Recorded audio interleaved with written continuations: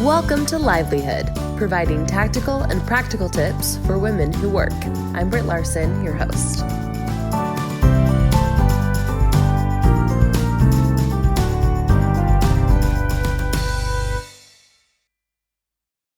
I'm so excited to have Tanya Ragan with me today. She's an incredible female entrepreneur. She is also an incredibly successful real estate developer, and I am somewhat familiar with this industry, but like I was telling her before we started recording, I've never spoken to a woman who is so successful in this industry, and it's one that is difficult to get into, especially to become as successful as she is. So thank you so much, Tanya, for being here on Livelihood today.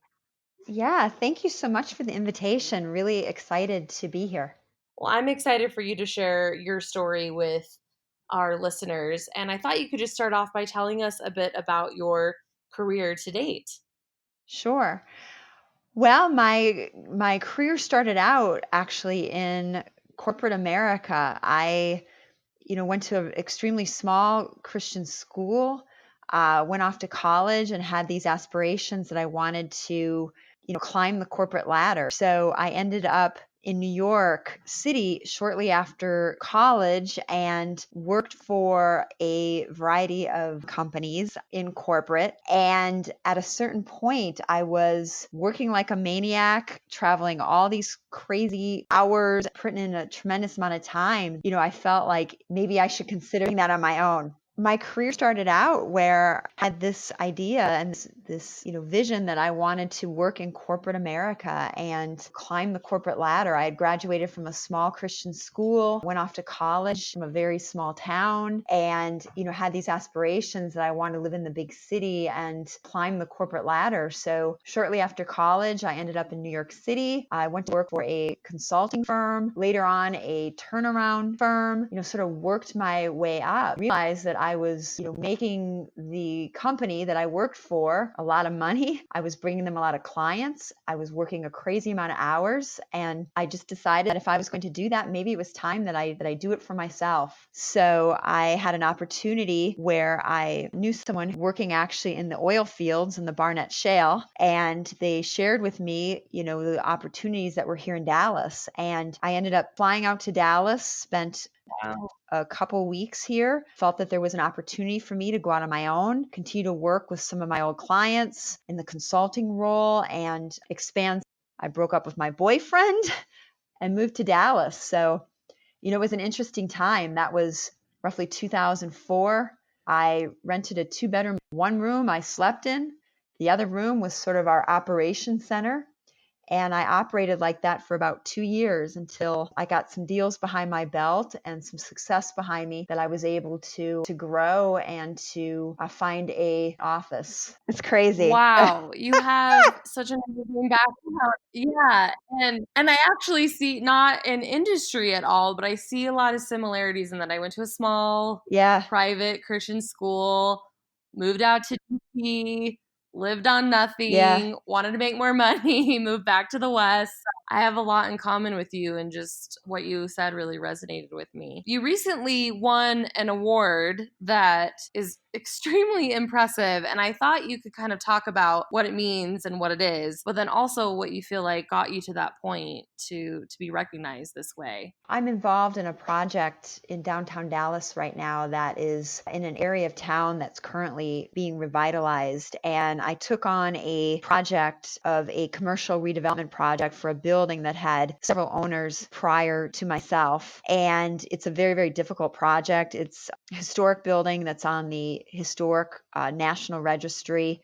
It's a landmark building. A little tough to make the economics work. Some of the, the owners prior to me, they couldn't make it work. So, I took on that project. We started the first phase and the cleanup and some of the renovation work March of last year. And, during that time of taking on this project, it's interesting that different projects that I've had the opportunity to be involved in, there's always, certain ones that have something that sort of inspires you. And this project in particular, jumping into it, it really brought a lot of inspiration out in me. And we sort of designed a brand around it, kind of focusing on women, on Jane Jacobs. She was an activist and urban planner that fought against gentrification. She fought to preserve old buildings, keep community fabric. When we started this project, something that was really important to me was sort of sharing the journey and sharing the story. And, early on, we started, really posting a lot on social media and really talking a lot what was going on in the community, the neighborhood, and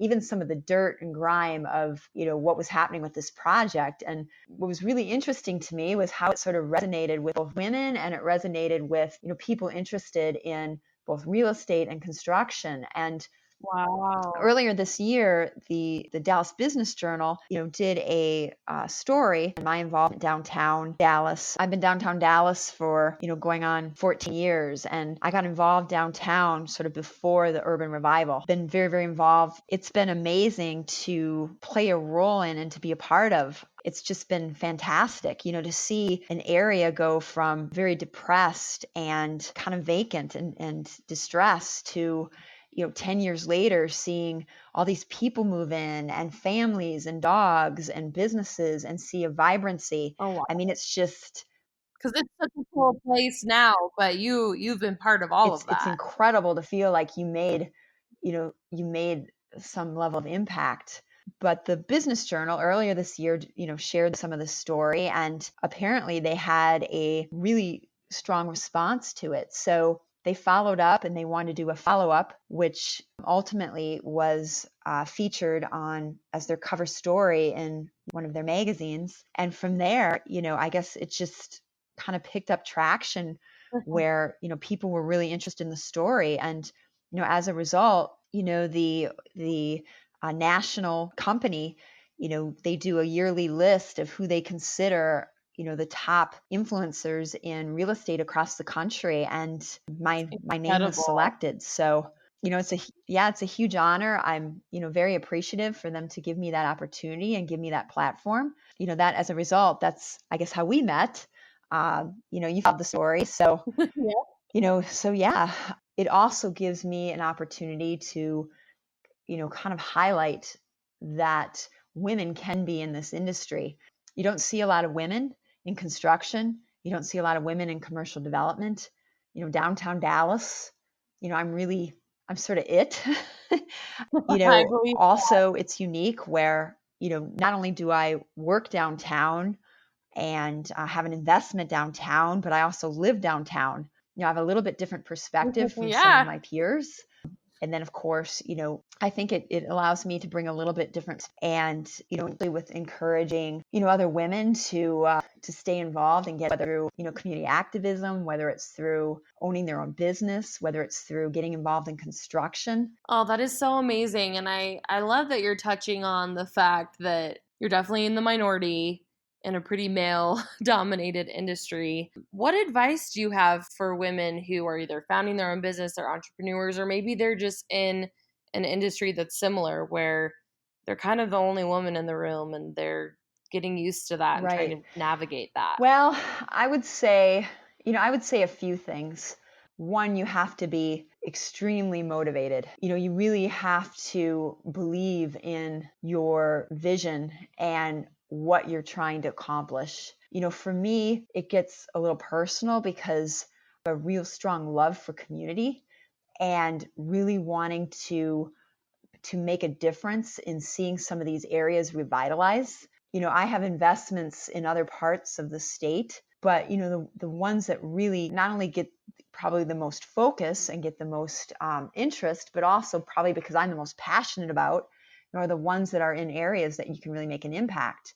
For women, you just really have to keep yourself motivated. And there's times that I have rough days. There's times that I get certainly feel alone. It can be a beatdown at times, but I go home, I re-energize, and the next day, I start my day and I'm fresh. Something else that I think is really, really important is being a support system and looking out for other women. Oh, You know, amen. in Yes. my earlier career, I wasn't as successful yet. So, it was easier to find support and it was easier to find mentorship. As I became more successful, it became harder to find those individuals, and it became where there was a lot less women around. And, today I look around and I think, where'd everybody go? Especially working in oil and gas and working in, construction, there aren't a lot, of women. And even from the point of, sometimes women feel like other women can be successful or share the spotlight. Like there's only one person who can be at that table, or only one person that can be part of the conversation. I want to do everything I can to be a cheerleader, be a supporter, and encourage other women to be alongside of me, because, there is room for all of us.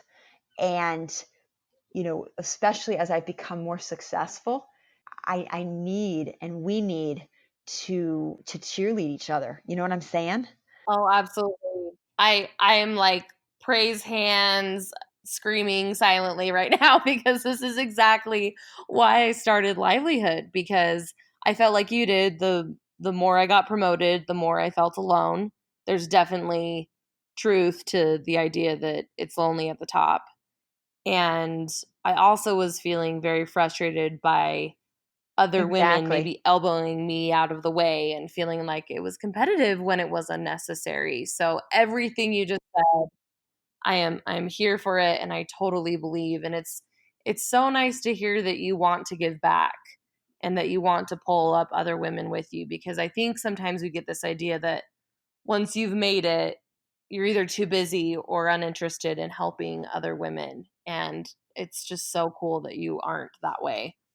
And checking in with yourself. I mean, early last year, I sort of did a self evaluation, right? Uh-huh. And I realized that, that I was striving to do the next big deal, or to, to grow, but to do something bigger or something better, or, trying to get past criticism, or, try to earn other approval. And you know what? I've got to change that. I've got to change that for myself. I got to change that for my business. I got to change that for how I want to even support and help other women, where I need to live life differently, that I'm not pushing so hard to achieve all these other things for someone else, that I'm staying true to my mission and what's important to me, what's important to my business, and how I see even my role, within the community. Wow, that's so powerful and incredible that someone with the level of success that you have, because I feel like I do this constantly and I kind of thought it was something I'd grow out of. But it's nice to see you kind of constantly have to check in and see if what you're spending your time on aligns with your values. That's really And to keep interesting. your passion, because what happens is, at a certain point, as you move up, as you do more deals, as you grow your business, as you become more successful, it's really easy sometimes to get complacent or to lose that passion. So, being able to check in with yourself and make sure that you're reigniting that. And that's where, for me, especially in the type of business I'm in, being able to be involved with different projects and look for different ways to be inspired, helps me to keep that passion. Oh, I love that. And that goes to my next question, that everyone I think has something that gets them out of bed every morning. And what is that thing for you? What is most rewarding about your job? I would say it's a couple things. I love the art of the deal. Hmm. And I'll give you an example. I am probably the most impatient, patient person. And what I mean by that is, some of my projects, they take a long time. We just completed a project that I've been working on for almost 10 years. Oh my God. And, Wow. certainly when I started that project, I didn't think it was going to take quite that long, but it did. And I walked away a couple times and thought, you know what, this is never going to happen. Walked away, found myself back at it. Walked away, found myself back at it. And, more recently, probably about 2 years ago, I had just come to terms with the fact that it just was never going to happen. And then lo and behold, February of this year, all of a sudden it came together, and it came together fast. And 90 days later, all of a sudden we're rolling. So Wow. yeah. So when I say the most impatient patient, really, really difficult to stay to commit to something for that long, but I continue to work the deal. And what makes me motivated in the morning is I just love the art of the deal. Even sometimes, let's say, for this project, for example, we complete it, we finish it. There's almost a little bit of a letdown for me sometimes when things get sold or the project ends, because I love the art of the design. I love the art of the execution. And, sometimes when it's all done, it's kind of a letdown for me because, now it's over and I got to move on. So that certainly gets me motivated in the morning. Also, I love being able to, make an impact. And, as I mentioned earlier, see them from start to finish and see the result of what it has made in the community in some of these areas has just been rewarding for me. And I get very inspired and motivated off that. There really is nothing more rewarding, regardless of what you do or what industry you work in, than seeing a completed project. I have not seen anything I've been involved with that's taken a decade.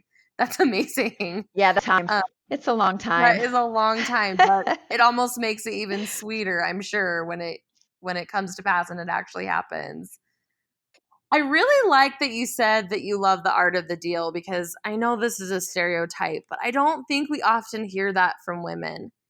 And that's stereotypically a very male thing, to love the negotiations and the process, and that women often shy away from that. So I just love that you are owning that, and that that's what you love, Yeah. because I know there are going to be women listening to this that feel the same. I'm the same way. It applies to my industry in a slightly different way, but I honestly thought growing up that something was wrong with me, because I like to debate. I like to make things happen, and too often we shame women or make them feel like that's not normal. So I'm so glad you touched on that. And there is surprises every single day. And you can get up in the morning and think that it's a muffin. You've got everything scheduled for that morning. Your phone is buzzing.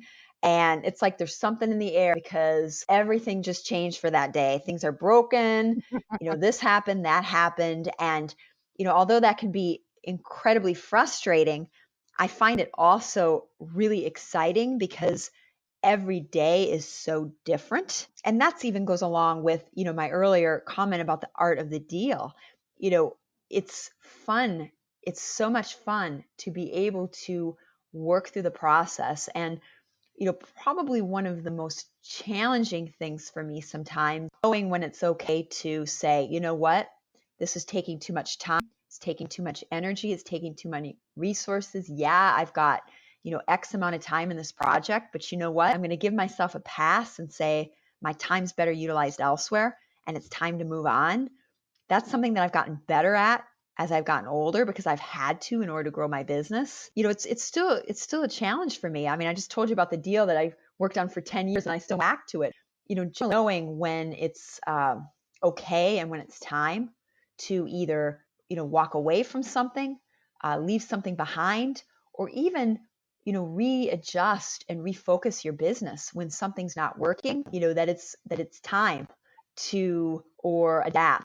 I think it's so important. And honestly, it's one of the main things I look at and try and decipher during an interview process with a potential employee, is that ability to adapt. Because in today's economy, regardless of what you do, that is such an important thing. And I think that if you can bring that to the table, just your ability to grow and change with the business, and not be so close to it that you can't see that, that's really important. Especially as a small business or as an entrepreneur or, someone that is working within a startup, being able to adapt and being able to move forward or, walk away from some portion of it can be the difference of your survival. So I think a lot of small businesses and a lot of companies starting out fail because they are so attached to either, the idea, so attached to start that they can't, they either can't adapt or they're not willing to shift gears. And ultimately, it costs them their business because they run out of time. You only have so many resources. You only have so much time. it costs a lot for overhead.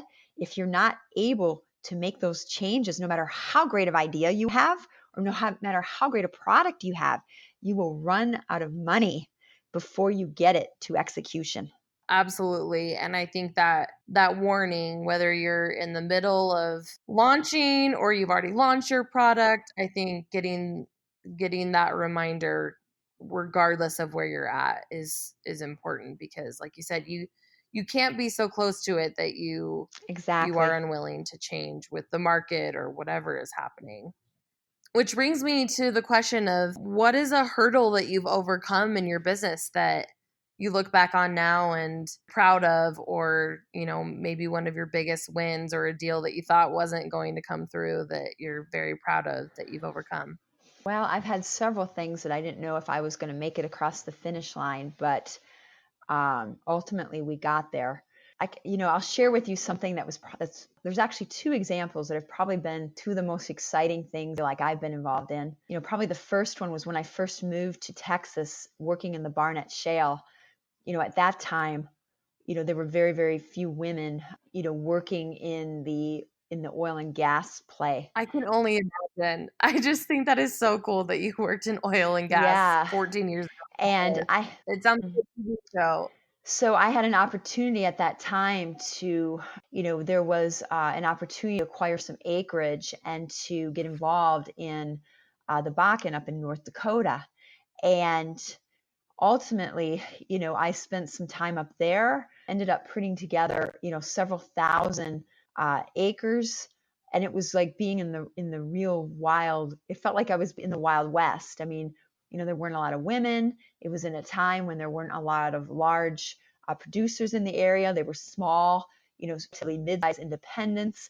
And, you know, through the course of a couple of years, was able to acquire a really, really large amount of acreage that was drilled and that was put into production. So that was an opportunity that I'll probably never get to live again.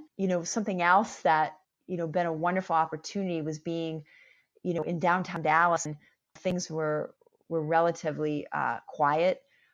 Got involved in a section of downtown, sort of the forgotten area of downtown. It's called the Farmers Market area. It's on the southeastern side of downtown. Early on, put together some acreage and purchased some acreage, and went on to form a nonprofit that was made up of business organizations and property owners that lobbied both at the state and local level to save our historical farmers market and to transform the entire neighborhood. And when I started that organization, there were roughly around 200 in the neighborhood, and now we just hit 4,500. We're actually the largest and most successful residential neighborhood in downtown Dallas. And that's something I'm very, very proud of, and to be part of that transformation. So, those are a couple. I've got to start to the finish. Um, Probably something else is, I served on the advisory board for a oil and gas firm that is, being able to serve in that role because of some of my experience up in North Dakota and throughout Texas. Something else that I'm really proud of, to be involved in a role such as that. So those are a few things. I love it. Well, just hearing about, like you said, it was the Wild Oh West, yeah. that I'm sure you have some great war stories. Yeah, and I mean, it sounds strange to say I'll probably never live to get to do something like that again, but that's going back to your earlier question about what motivates me. It's pushing myself to get uncomfortable, and looking for those opportunities where I can have those experiences and take my business in a direction that it was such a fun time. And I strive to feel that again. You know what I'm saying? Yeah. I feel like you and I are soul sisters. I feel that way about Capitol Hill. I worked in DC for a few years, and I wouldn't do it again if you paid me $1 million. But it was such a unique and cool experience that, yeah, I will never do that again. But it's neat to think about. Yes. It's like you want to write a book, right? It's like someday I just want to like all the funny stories and things that have happened too that you're like, nobody believes this.